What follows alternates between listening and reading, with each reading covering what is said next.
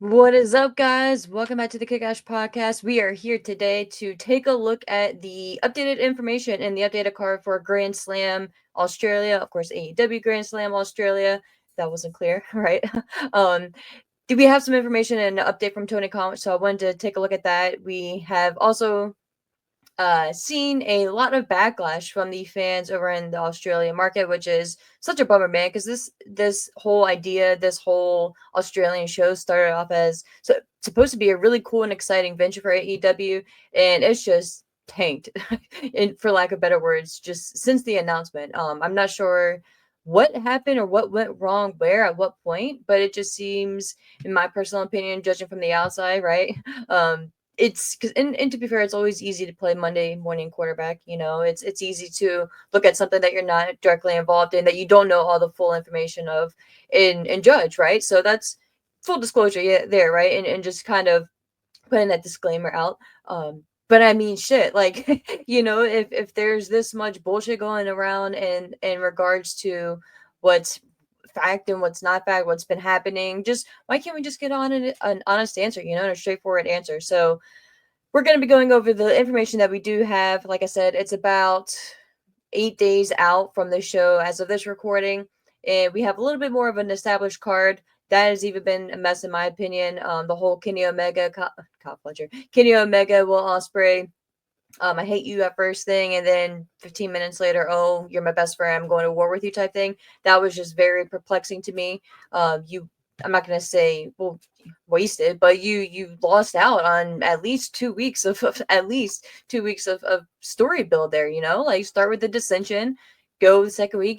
Can Omega trust Osprey, and then go to that breakout brawl that we had. And to be fair, and not to go back too far, but I really enjoyed the brawl. Like, a lot of people were saying, oh, like, it's a spark from the past and a reminder of the past at AEW, and it was, but the way we got there, and Kenny Omega's like just complete acceptance of Osprey after just saying that he's never going to be able to trust him, like, that to me was just very rushed.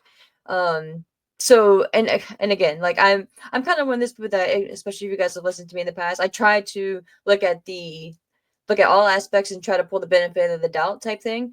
But this one, man, like, I'm trying, and there's just not much to pull from, and especially, in what happened this past week.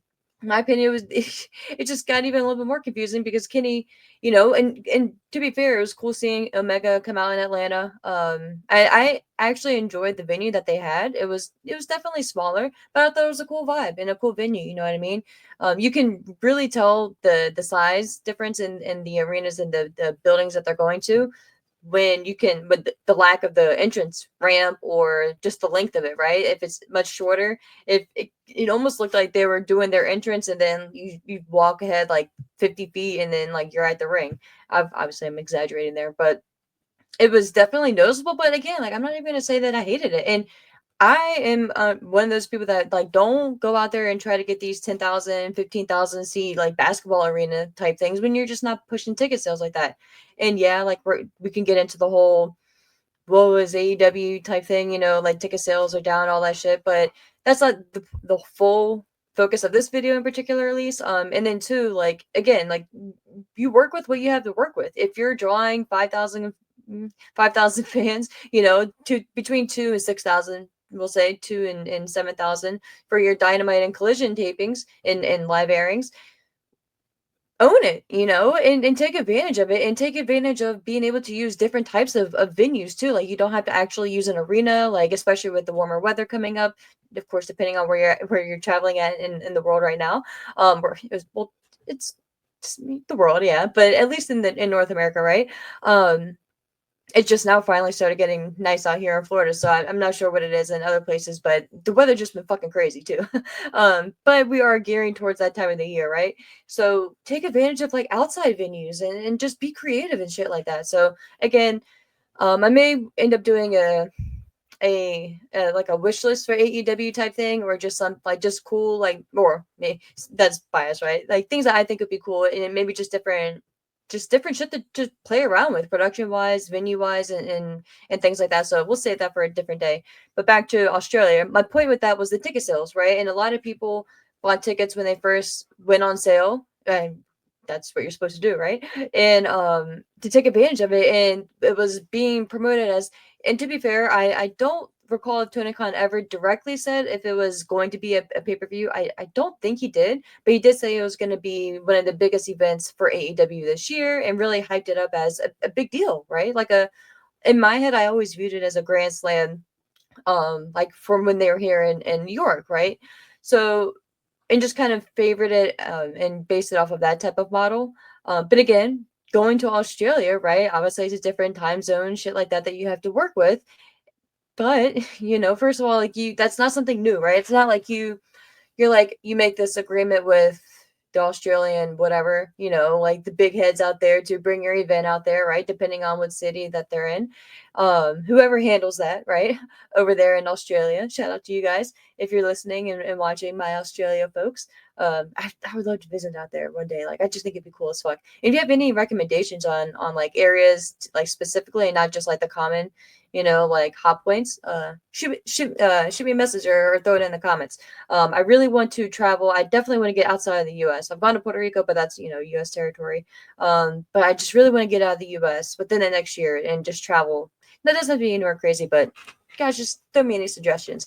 But when you buy a ticket when it's being sold and positioned at a stadium, right? You pay stadium prices, regardless of where it's at. It's going to be higher than your average arena price. So that's where a lot of the backlash is coming from, and we're going to get into it here because there's actually a Reddit thread that's a little lengthy, but I thought it was actually very interesting. So I'm actually going to read it here. It's from this Reddit user, Mr. Monkey 2. So shout out to them. And they did add a edit there at the end, so I will obviously just read the whole thing, but that's what I wanted to share it as well. They titled it "Feeling Scanned by AEW Grand Slam Australia. The pay-per-view is now a Collision TV taping." I'll start off by saying this will be my first live event of any kind for any sport, music, or festival. I was so excited and lucky me, I live in Brisbane. Not just a house show, not just a TV episode / taping, but a fucking pay-per-view. In parentheses, yes, it was reported to be a pay-per-view event on announcement, not a special episode of Dynamite. So, okay, shit, there we go. I convinced a bunch of non-wrestling friends to come with me and some to fly from across the country. You've probably heard it, quote, Brisbane plus stadium is a terrible choice, unquote, and it is, but that's whatever. They've near sold out the new arena, and I, for one, see it as a huge upgrade. Nearly all seats are now closer. It will be louder, more atmospheric, and thankfully now aircon for this insane Aussie heat. Okay. That's when the frustration began and finished with a total slap in the face. Dot, dot, dot, dot, dot. I was a little annoyed that there have been next to zero feuds going into this. Agreed. I was excited to finally get to see story resolutions live, but hey, we know AEW isn't quite known for their fantastic storytelling, but hey, it is what it is. We truly are happy to get what we can until the recent announcement that the show has been downgraded to a TV taping. From a 4-hour pay per view to a 2-hour collision. That is absolutely such a kick in the balls. I wondered why and found out it's because they're going to get a lead on from the NBA All Star show, so they decided to spit on all of us to snag an opportunity to squish this event into their TV slot to try to grab as many new fans / ad revenue as they possibly can. Do we get any reimbursement or partial refund? I feel totally ripped off and scammed. What went from a 4-hour event with finales to feuds and insane matches has just become a weekly TV taping. This is absolutely shameful and disgusting, and I cannot believe this isn't being spoken about more. Erg, erg. Hope I did it right. Erg. Anyways, thank you guys for letting me vent. I truly wanted my first live event. My first live. I truly wanted my live event first time to be special, and I'm sure it will still be fun. I can't help but feel a great disappointment. AEW should be getting dragged through the mud for this, and I'm shocked this isn't being rioted over. Okay, and edit it like I mentioned. He says edit, or they say edit. I didn't. It is he. He said Mister. So he edit. I didn't expect this to get seen so widely. So for the sake of clarity / honesty, it is not a quote collision episode. It is more than that, and I do expect higher quality, but it is replacing Collision for that week. It will just be a free TV episode, which was never advertised / stated until only a month away from the date, unlike all the other TV specials they've done, which was which were very clearly marketed as TV from the get-go. I mean, hell, at least some of those specials were 2-in-1s. Dynamite is already booked for this week. It's purely the 2-hour slot. Parentheses. Sure, we probably get a few dark matches. TK himself said in an interview about this being a PPV level, facts, to which he didn't confirm, but nor did he deny. And even Wikipedia had this listed as a pay-per-view, and ESPN themselves have it scheduled as a pay-per-view to buy. There is no way no one at AEW was aware of this reporting, and it only would have taken them 5 seconds to release a clarifying statement.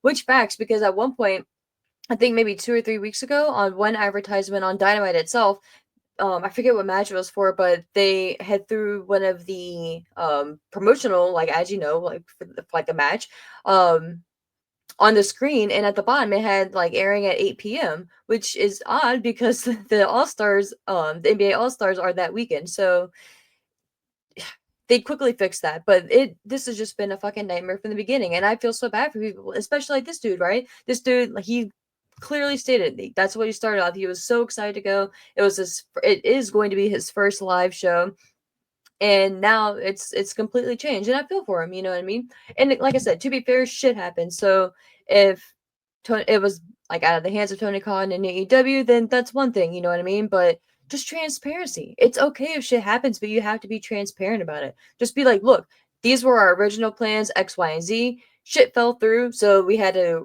relocate, and you don't have to, even if you don't want to say the ticket sales, you can just be like, we had to relocate for unforeseen circumstances, right? Because I'm sure they didn't foresee not selling out. So you can just say, we needed to relocate for unforeseen circumstances. So we are relocating to here. We're hoping to be airing on TNT or TBS, whichever one it is, after, which I think it would be TNT since it's going to be on Saturday and after the NBA All Stars. We plan on airing hopefully right after that. Unsure if it's going to be on Max at this point, but we'll let you know as soon as we find out. Just some bullshit, right? Like, just make something up. I just did off the top of my head, you know what I mean? And that's just off of some limited information that I have. So that's where my frustration. Well, that's just where my frustration, right, for me personally, is coming from. If I was someone who bought a ticket like this dude, I'd be probably much more. Not even probably. I would be much more heated, and looking to get a refund. And my understanding, you can't get a refund because AEW offered a show equivalent to what they originally announced. So you can't get a refund because it's not like the show was canceled or it's not an equivalent of what you were originally expecting to be getting. So that's really shitty too. And I've heard reports where certain individuals who have bought floor tickets, for instance, they haven't been able to. Oh no, my display. There I am. They were not able to switch over their seats properly, right? So they spent like $750 on a seat within like the first 5 or 6 rows or something like that, right? Or with on the floor level within certain area to the ring, right? That's the whole point, especially if you're spending that much money. And again, like, I don't know if that was a package, if it was multiple tickets into one, but they spent a good amount of money. And when it was relocated to the other arena, a much smaller arena, logistically, it's not going to just map out the same, right? Your same seat here is not going to just magically be in the same arena because, yes, wrestling is predominantly set up the same way, right? Your hard cam is in the same area, your ring, your stage, yada yada. But you do still have different layouts in different areas and different circumferences of where you can fit people in. So it's just logistics at that point, right? So that's where it gets really shitty because some people spend a lot of money and now they're getting downgraded to bullshit. Or they're not even on the floor. Some people have reported that they were on the floor and now they're in an elevated section, which honestly, for me personally, I love the elevated section, like that first level up. Because I'm not going to be, I'm sure, if I'm not going to be within the first 3 rows, or regardless, like wherever I am close to the ring, then I'm going to want to be elevated. But again, that's just me personally, and I wouldn't have spent X amount of money, whether if it was a 750 on a seat within like rows 5, 6, or 7, because then I got all these tall motherfuckers in my face. You know what I mean? And I can't see shit. So that's just me personally. But if you're one of those tall motherfuckers, hell yeah, get your ticket, bro, and get as close as you can. And if you were one of the ones that, got one and you were super close or within, those, I don't know how many rows, if it went up to 10 or whatever, depending on their layout.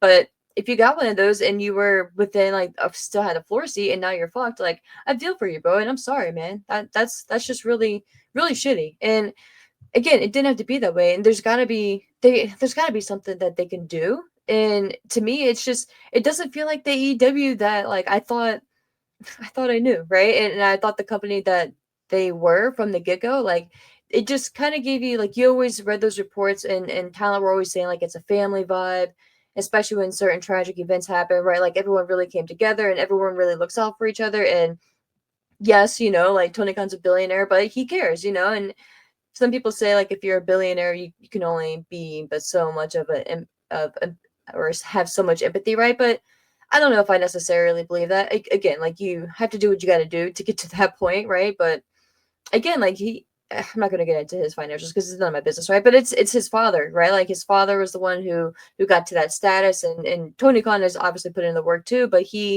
there's just different levels to it, right? So I'm not gonna sit here and act like first of all that I care about his finances or I know his finances. That's none of my business. I just care in the fact that he's obviously right there over AEW, funding it, and all that yada yada.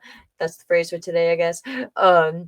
So that's where I care about it from. And as a fan, and that's where I'm coming at it from. But if you just if you just continue to or not continue, but if you kind of present it as one way, and I don't know, maybe over time he's just gotten kind of beaten down, but it's just not the vibes that I thought the company was going to be, right? It was like, it was by the boys for the boys type vibe. And again, that's, the boys are the fans, right? But it's just still kind of be that same mentality, and that's what I was hoping for, or still be that mentality where like you put the fans first and you don't cater to us, right? But at least like when shit happens, like do what you can do to make it right. Or I don't know, like if you spent that much money and you're not getting exactly what you purchased, like make it into a package or something like that, right? Like, or I don't know, just do something. Or when they get to the arena, they have certain access, or they're allowed to get there early. You get like maybe like a little VIP like goodie bag type shit. You know what I mean? Like a little cinch bag worth of just like random bullshit of like AEW merch. Like do something. Like I know it's not gonna obviously like equate the same value, but at least do something to try. And for me, like I love merch. I love like little knickknacks like that. So I'd probably, that'd probably make me feel better. But it just shows that you care too, right? And you're thinking of the people that you're displacing. So that's kind of where I'm coming at from that perspective. But for this dude, like I just feel just fucking terrible for him. You know what I mean? Like I hope he still enjoys it because they have added to the card, which we're going to get to here now. And then we'll discuss Tony Khan's recent comments. But the updated card officially as of February 7th for full transparency, because I'm sure hopefully we'll get shit at it next week. But we have Mariah May facing off against Toni Storm for the AEW Women's Championship, which I'm hoping they make the main event at this point. You're not gonna have your heavyweight championship defended, so make it the main event. Throw the tag match, which we'll get into here in a second, on before that, or maybe even open the show with that, depending on the full layout and the full card, and just have the women really take advantage of it. So we'll see, and especially with Toni Storm is done, and my goodness, can she be Mariah May every week? Because bless her, bless her, bless her. That's all I'm gonna say. And Juice Robinson, smartest man alive, one of the smartest men alive, I'll say. Just, ugh, bravo. But anyway, we have Kazuchika Okada facing off against Buddy Matthews for the AEW Continental Championship. And I'm going to take the sleeper pick here. A lot of people are just assuming Okada retains because the eventual potential match we get with him and Omega. I don't think you need a championship for that. And I'm in the ball camp of I don't want that match to be for a championship. So early prediction here, I'm gonna have Buddy Matthews taking the W here. Whether it's in like if we get interference from Brody King, right, the Hounds of Hell, which fucking great tag team match on Dynamite this week. I'm bummed they lost, but I love their visual. Their entrance is sick. I love that they look like equals. But God, they're just fucking great, man. I just wish they didn't lose that match, and I don't think they should have been facing off against Takeshita and Fletcher to begin with. I think Fletcher and Takeshita should have had different opponents. But man, it was such a great match. So shout out to them. But I'm going to take Buddy Matthews here as a sleeper pick. I'm probably going to be wrong here, but I think it'd be a cool moment. And I mean, shit, you put other people over in their home markets, right? Buddy Matthews, and I hate, going the deserves it route, but character wise, even too, he's a solid wrestler. Like, yes, like probably um win loss record wise, like he's not up there, especially in the singles route. But the dude can Dude can go, man, and he just needs that opportunity. He just needs that chance to really for the spotlight to be on him. So I say, fuck it, pull the trigger, and you don't even need like interference from a Brody King, if that would be obvious, right? Or if like an Omega gets involved, depending on when Omega and Okada are going to face off. I'm thinking that's still going to be all in time frame, but so it's still a little early. But I just say why not? Or and I would love if Matthews went over clean, but not holding my hopes up, or even if it's like it's not going to be a roll up, but just something brief like that. And again, like I'm just trying to, like trying to like be even more devil's advocate, but like just put him over, man. Like I mean, backtracking, I still think Fletcher should have won the tournament itself, the Continental Classic tournament, and beat Okada, but I'm not going to go on that tangent right now. But just like I said, pull the trigger on Matthews, man. It'd be an awesome moment, and have him go on a nice little run for a couple months. And if you want Okada to get it before Omega, for whatever reason, if it has to be for that championship, then revisit it then. But I think Matthews could really elevate that championship, really, and really put in the work and really just I think it'd be a win-win for the title and for Matthews is what I'll leave it at. So I hope they do that, but I'm not holding my hopes up. And then of course we have the tag match with Ospreay and Omega facing off against Takeshita and Fletcher. That is going to be just a good probably gonna be the match of the show, right? Depending like in ring wise. So I'm going with Omega and Ospreay early, but as early picks, but we'll see because Fletcher, sadly, it's just I don't know, man. We'll table that for a different day. And then we have the brawl, the Brisbane brawl, Moxley and Castagnoli facing off against Adam Copeland, and Jay White, because Adam Copeland wanted to challenge Moxley not for a title match at the Grand Slam Australia show, but at Revolution. Because fuck the Australia show, right? No, it was just odd. It was just odd, right? Like Copeland's like, oh, like I challenge you for Revolution, and it's like, but dude, like we're going to Australia first, right? Which and he was obviously told to say, right? It was just odd. Like, why wouldn't he at least? Because it's going to get turned down regardless, right? So why wouldn't you at least make it an opportunity to be at the upcoming big show, and then you can have Jay White hit him back with the challenge after Moxley denies it, right? And then that's why it makes more sense, for White to be like, okay, well, essentially since you don't want to do that, then we'll have a tag match and have it be a Brisbane ball, which is essentially like probably Falls Count Anywhere type shit. No DQ. Which is gonna be a great match, I'm sure, but it was just kind of funny to me. It's like, all right, so fuck Grand Slam, let's just go straight to Revolution.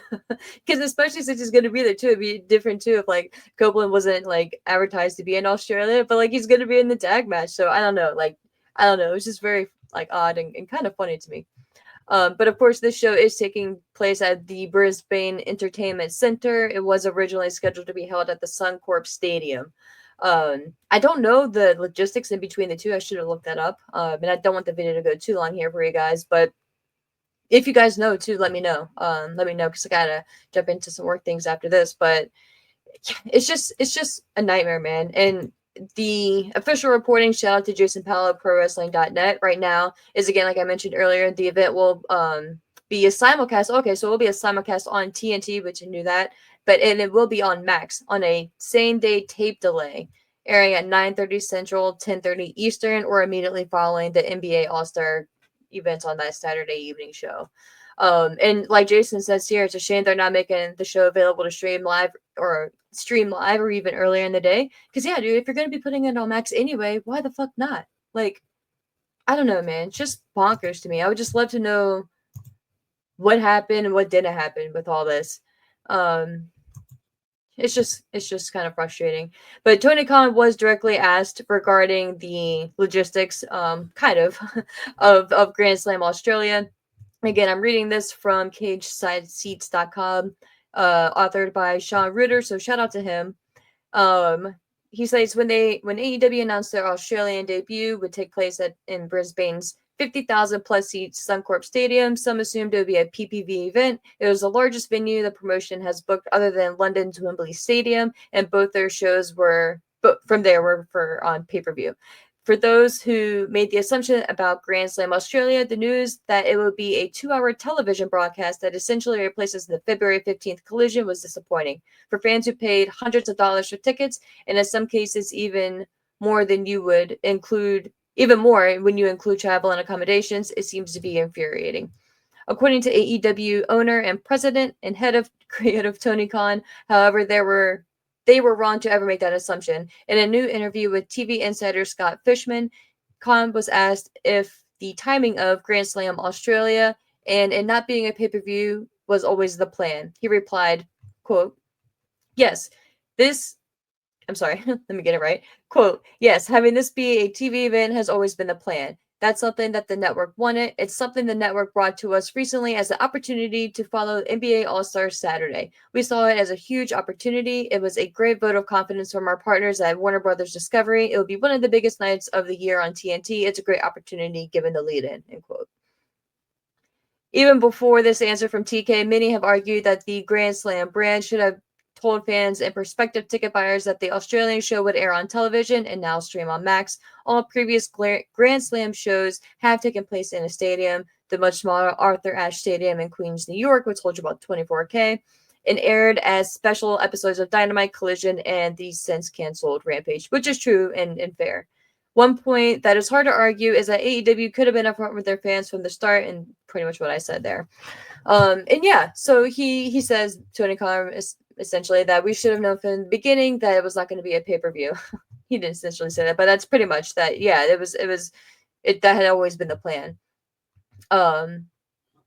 If it was, then why wasn't that clearly specified then, right? Like why hype it as when, and again, like, and that's where I kind of get where he's coming from too, because the Grand Slam, like for instance, Grand Slam Australia, or not Australia, or Arthur Ashe was a TV event. So I just think with them having it in a huge stadium, going out to Australia for the first time, the assumption was, and with it being 50,000 plus seats, like, come on, bro. Like even Arthur Ashe was just 24,000. So that's something to shy away at, right? Or bat your eyes at.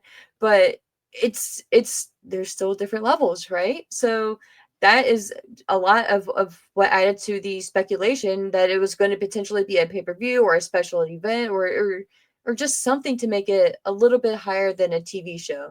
So I think that's where the disconnect is coming from. And again, of course, the monetary value that people are losing is I'm sure even more frustrating. And again, like I feel for everyone dealing with that. So if that's you, I'm sorry, bro. And I hope you at least enjoy the show. And I hope we get a few more matches added to the card to make it a little bit more, have it a little more substance rather to the card.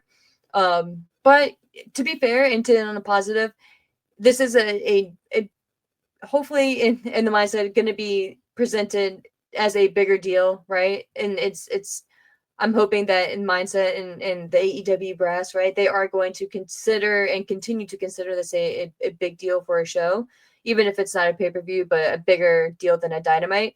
And they really treat that as such for the Australian market and really put in good effort going forward. And especially when they get over there, like with the access, like the potential for access, like media the wrestlers and stuff like that. So I hope that all plays out and I hope it ends on a positive, but we will see because we are a little about a week away at this point. Like I said, about 8 days. So we'll see how it shakes out. But until next time, friends, thank you so much for watching the show. I appreciate it. If you made it this far, like I said, let me know your thoughts on how everything is shaking out. AEW definitely has some cleaning up to do here. But I'm hoping it still ends up being a good show. But thank you guys so much. Like the show if you like, or dislike it, but just let me know why. If you haven't subscribed, definitely do that too. It's cool to watch the channel grow. But yeah, until next time and until we go live again, take care, guys, and stay safe out there. But enjoy some wrestling.